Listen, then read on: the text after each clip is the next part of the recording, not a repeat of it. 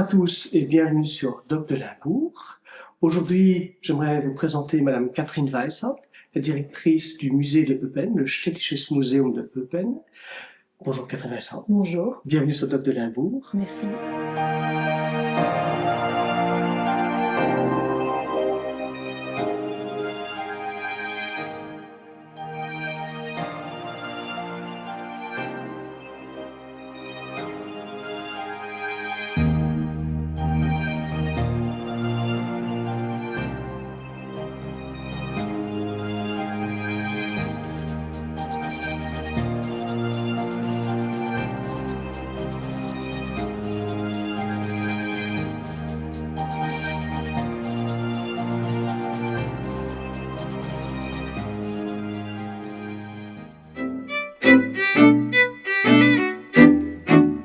Madame Weisshaupt, pourriez-vous, pour commencer, s'il vous plaît, nous présenter rapidement votre parcours académique et ce qui vous a conduit ici à être la directrice du musée de Eupen? Oui, donc bonjour, je m'appelle Catherine Weisshaupt, je suis historienne de l'art, j'étais diplômée à l'Université libre de Bruxelles et je suis directrice du musée ici à Eupen depuis 2018. Avant ça, j'étais active dans le secteur de la jeunesse, donc quelque chose de complètement différent, et j'ai aussi eu pas mal d'expérience au niveau de la conservation du patrimoine. J'ai fait des visites guidées lors des journées du patrimoine, j'ai fait un inventaire sur des bâtiments classés et tout ça, j'ai toujours eu une activité volontaire, bénévole au Cercle d'Histoire d'Eupen, et c'est comme ça que finalement j'ai postulé pour ce poste quand il a été ouvert par la ville d'Eupen, et voilà, j'ai eu de la chance, j'ai décroché le poste pour être la première directrice après la rénovation du bâtiment et du nouveau musée. D'accord. Pouvez-vous nous présenter en quelques mots ce magnifique musée de Eupen, s'il vous plaît?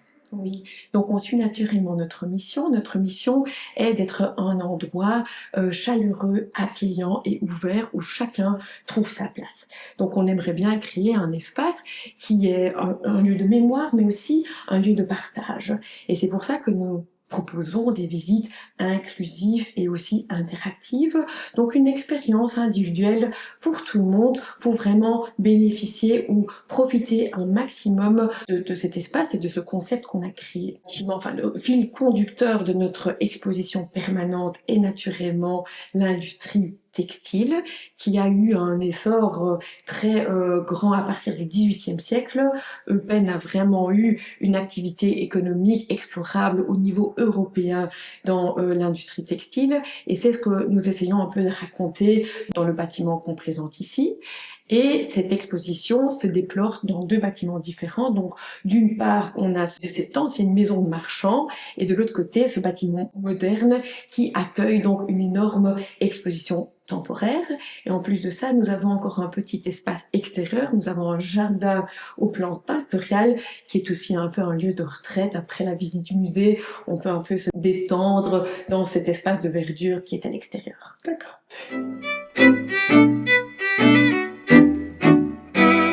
D'après vous, qu'est-ce qui rend ce musée de Eupen si exceptionnel, si unique par rapport à tous les autres nombreux musées qu'on a en Belgique? Bon, je pense que de toute façon, de par leur orientation thématique, chaque musée est unique. Chaque musée vaut la visite, et je conseille vraiment à chacun de s'approprier d'un passe musée pour explorer ce paysage de muséal très riche et très varié ici en Belgique. Maintenant, quand on parle du musée d'Eupen, je pense que un de ses atouts, c'est vraiment déjà qu'il est placé dans une ancienne maison de marchand. Donc, on essaye d'expliquer l'évolution de l'industrie textile dans un endroit authentique qui a connu cette évolution historique. Donc, on est ici dans un bâtiment qui fait partie du patrimoine local et qui se prête idéalement à abriter cette exposition thématique. Et d'un autre côté, je pense aussi que c'est le seul endroit où on présente de manière aussi explicite l'histoire territoriale aussi de notre région, qui a quand même été fortement forgée par des transmissions territoriales, par des annexions, des réparations, et qui connaît quand même une variété, une histoire transfrontalière très très riche. C'est ici qu'on peut vraiment essayer de comprendre quel changement a connu notre région entre le XIIIe et le XXe siècle. Madame Weishaupt, vous parliez justement de l'industrie lainière de Eupen. Pourriez-vous en parler un peu plus, s'il vous plaît, et pourquoi est-ce que c'est si important pour Eupen? Voilà, donc la production de draps fins a vraiment joué un rôle déterminant dans l'évolution de la ville et il a quelque part aussi un peu forgé l'identité culturelle, sociale et économique naturellement de la région. Et ce n'est pas seulement la production de draps qui a finalement fait vivre la population locale, mais aussi toute l'évolution urbaine, c'est-à-dire que l'évolution de l'architecture, les maisons marchands, la construction des églises, ce sont tous des éléments qui ont naturellement aussi été portés par cet essor économique qu'a connu Eupen à partir du XVIIe siècle et qui a vraiment connu un âge d'or au XIXe siècle. Ça a eu aussi naturellement une grande influence sur le développement social, les institutions sociales au XIXe siècle, la création d'associations culturelles et l'aide à la classe des travailleurs, c'est quelque chose qui a naturellement toujours eu un impact mutuel entre industrie et civilisation.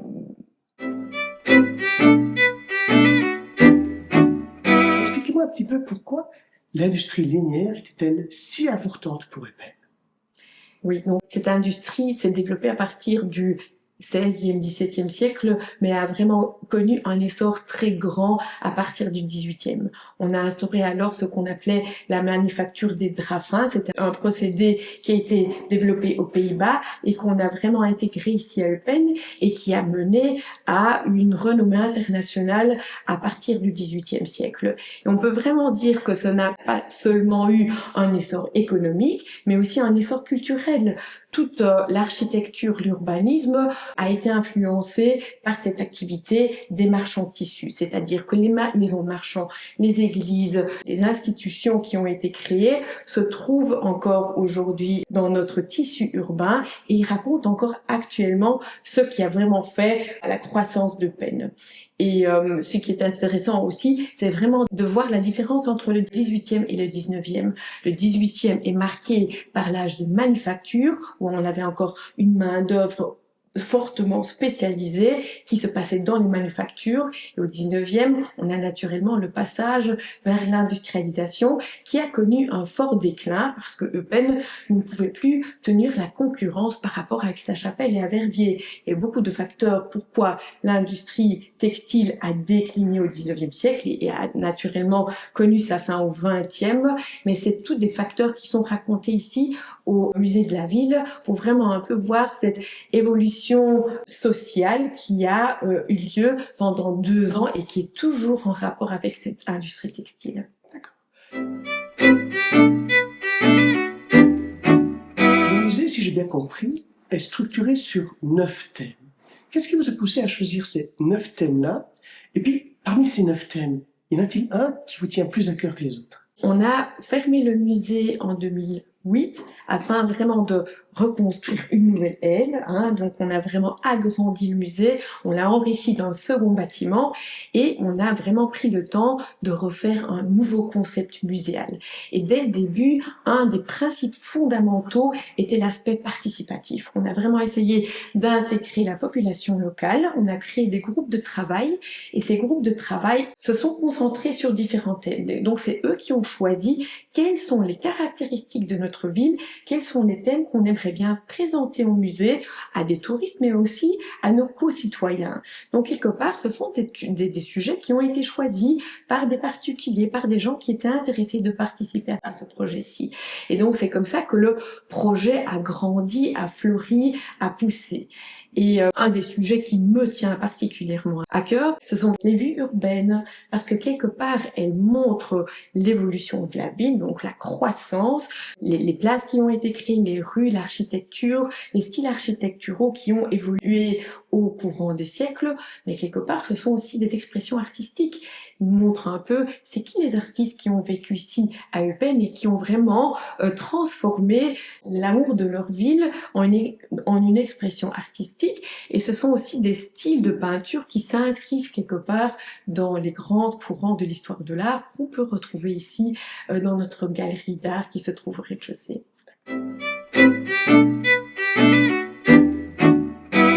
justement que le musée est composé de deux bâtiments, un ancien et un moderne. Comment avez-vous pu concilier un style moderne avec le style ancien, 18e siècle, de l'ancien bâtiment? Oui, déjà, le nouveau bâtiment est placé en retrait et donc il se met un peu, il se retire et il se met en retrait par rapport à deux maisons marchands. Une fois la maison de Rousse dans laquelle on se trouve actuellement et l'autre bâtiment qui est un peu plus récent, qui date de la moitié du XVIIIe siècle, mais ces deux bâtiments doivent encore avoir la première place. Donc un bâtiment qui se met un peu en retrait et dont la façade est articulée par beaucoup de lumière. Donc on a un cadrage qui fait un peu penser à une galerie d'art et qui permet un maximum de transparence. Donc on veut vraiment que les regards circulent de l'extérieur vers l'intérieur. Et en été et au printemps, cette nouvelle façade est complètement recouverte par une végétation très dense. Donc on l'aperçoit presque pas. Donc vraiment une architecture qui se veut très très discrète. En plus de ça, à l'intérieur, les deux bâtiments restent reconnaissables à chaque endroit. Ils sont complètement contraires, ils sont très différents et cette différence a été accentuée par le choix des matériaux. Donc ici, dans l'ancien bâtiment, on a gardé les anciens matériaux de construction et dans le nouveau bâtiment, on a des volumes beaucoup plus grands, mais on a vraiment le choix de l'acier, du béton et du verre. Donc une reconnaissance à chaque endroit. Et en plus de ça, on a vraiment essayé que l'édifice ancien reste dominant à chaque endroit. Parce qu'on dit que c'est quand même l'objet principal de la collection. C'est vraiment cet édifice qui, dans son fond, date quand même du XVIe siècle. Donc on a vraiment une structure en colombage qui est beaucoup plus ancienne de ce qu'on voit de l'extérieur. Donc cette façade qui date de la fin du XVIIe siècle et qui est une façade en pignon, qui combine de la brique et de la pierre bleue typique pour la région, mais qui porte vraiment encore la caractéristique de la fin du XVIIe siècle. Voilà. Le musée est connu pour son approche pédagogique. Quelles sont les stratégies que vous avez mises en place pour justement apporter cette pédagogie qui permet de parler à tout un chacun et à tous les différents publics qui visitent le musée? Oui, donc notre travail pédagogique repose vraiment sur une approche immersive et aussi participative. C'est-à-dire que nous avons mis en place toute une sorte d'engins comme des jouets, des appareils, des outils que les enfants peuvent manipuler. Donc ils ont une forme d'expérience pour vraiment pouvoir revivre ces différentes étapes du travail de la laine. À côté de ça, nous avons aussi pas mal d'engins qu'on peut sentir, toucher, comparer pour avoir aussi vraiment, qui touchent vraiment au sens, n'est-ce pas? Donc on a quelque part une combinaison entre toucher, sentir, expérimenter, jouer, donc vraiment une sorte d'immersion et une expérimentation qui donne alors, enfin qui crée à l'enfant une sorte d'approche complète et vraiment immersive ici au musée. À côté de ça, on observe aussi ce niveau des enfants avec les différentes figurines. Ce sont des petites poupées qui portent des costumes et qui racontent des histoires. Donc chaque thème ici au musée est encore une fois représenté par différentes figurines qui sont à un niveau très très bas pour que les enfants l'abordent en premier lieu, donc qui ne s'adressent pas du tout aux adultes, pour vraiment pouvoir aussi donner un retour aux adultes. On aimerait bien qu'il y ait une sorte de dialogue entre les enfants et les adultes, une expérience qui peut être échangée. Et à côté de ça, nous avons naturellement l'exposition permanente, mais aussi au niveau des expositions temporaires, une série de rallyes ludiques qui sont vraiment des chasses au trésor, des chasses aux énigmes, où les enfants peuvent aussi bouger, enfin s'approcher des différents objets de manière tout à fait aventurière, quoi. Donc, ce sont différentes approches qui essayent vraiment d'avoir une expérience qui reste en mémoire des enfants. Oui, je vois par exemple qu'ici, il y a différentes sortes de laine que les enfants peuvent toucher pour justement, comme vous le dites, avoir cette expérience immersive et toucher l'histoire plutôt que de l'avoir, je veux dire, des vitrines, quoi. Oui, c'est ça, exactement. On peut aussi sentir, une fois derrière moi, on a l'odorat de la laine qui n'a pas été lavée. On peut peigner, on peut brosser la laine, mais on peut aussi, une fois, essayer de faire son propre fil. On peut essayer de tisser un bout de tissu avec de la laine un peu plus brute, naturellement, mais pour avoir cette sensation de faire grandir un bout de tissu. Et naturellement, différents échantillons de tissu qui retracent alors les différentes étapes de la production pour faire la différence entre un bout de tissu qui a été ramé, un autre qui a peut-être été tondu et un autre qui a peut-être déjà été foulé. Oui. Parlons maintenant des visiteurs de ce musée. Quels sont principalement les premiers visiteurs du musée? Les Épénois, les Belges en général ou des étrangers? Oui, en premier lieu, nous accueillons naturellement une clientèle locale, clientèle qui profite de nos expositions temporaires et de notre programme culturel. Ce sont des gens qui reviennent souvent, peut-être des enfants qui sont venus avec l'école et qui motivent leurs parents à venir alors à des activités culturelles qu'on propose tout au long de l'année. À côté de ça, nous accueillons naturellement aussi une clientèle qui vient de la région transfrontalière, donc des gens qui viennent d'Allemagne, des Pays-Bas, mais aussi de Flandre. On est naturellement aussi une région touristique qui accueille pas mal de randonneurs et des cyclistes, et il y en a qui, lors de leur séjour ici à Eupen, dans la région des Fagnes, nous rencontrons en cours de route et qui sont de passage ici pour apprendre un peu sur l'histoire de la ville. Et à côté de ça, nous avons naturellement aussi des touristes qui viennent juste pendant une journée pour découvrir Eupen, qui viennent par exemple avec le train parce que la ligne Ostende-Eupen se termine ici tout à proximité du musée, c'est-à-dire que là on accueille aussi pas mal de touristes de la région bruxelloise, de la Wallonie et de la Flandre et qui viennent aussi souvent avec leur passe musée pour faire un petit saut ici à Eupen.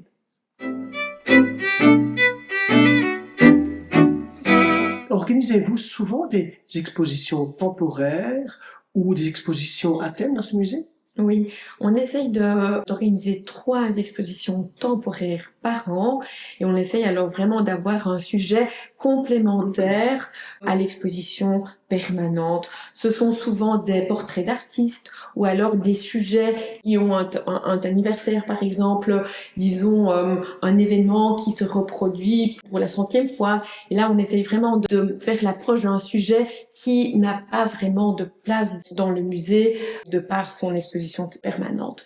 Donc 3 expositions par an. Parfois, on a aussi des projets de coopération avec d'autres artistes ou avec des associations culturelles qui cherchent un endroit pour aborder leur sujet. Par exemple, l'année prochaine, on fêtera les 100 ans du Grezzeco. On va faire une grande exposition sur ce grand événement et sur ce quotidien, ce journal quotidien qui est toujours d'actualité aujourd'hui. Et à côté de ça, nous avons naturellement aussi un programme culturel tout au long de l'année. On a toujours des activités spéciaux dans le cadre des Journées du patrimoine. On organise des nocturnes une fois tous les 2 ans, ou alors des lectures pour enfants, des lectures pour adultes. Et dans le cadre de finissage et de vernissage, on fait souvent des cafés, des cafés qui sont vraiment des lieux de rencontre et d'échange où les gens viennent ici pour un verre et pour avoir passé un bon moment. On essaye vraiment être dans un endroit de rencontre et de partage où on se sent à l'aise et on rencontre des nouvelles personnes. Non, il y a quand même beaucoup de vie alors. Absolument. Dernière question, Madame Weishaupt. Y a-t-il un message que vous aimeriez transmettre à nos auditeurs et potentiellement aux futurs visiteurs de votre musée? Oui, j'aimerais bien que les gens, par curiosité, poussent la porte et qui rentrent chez nous au musée. Je pense que on croit toujours bien connaître sa ville, on y a grandi et on a entendu des histoires, mais finalement dans les musées qu'on raconte cette histoire. C'est dans les musées qu'on peut aborder ou découvrir des histoires étonnantes, des trajectoires humaines, ou vraiment faire connaissance ou apprendre sur des moments de transition qui rayonnent encore actuellement. Et c'est pour ça que j'invite tout le monde à venir découvrir ces moments, à découvrir ces personnages phares qui ont forgé l'histoire de la ville. Madame Catherine Weishaupt, un tout grand merci pour cette interview et bonne continuation dans le musée. Merci beaucoup. Merci à vous.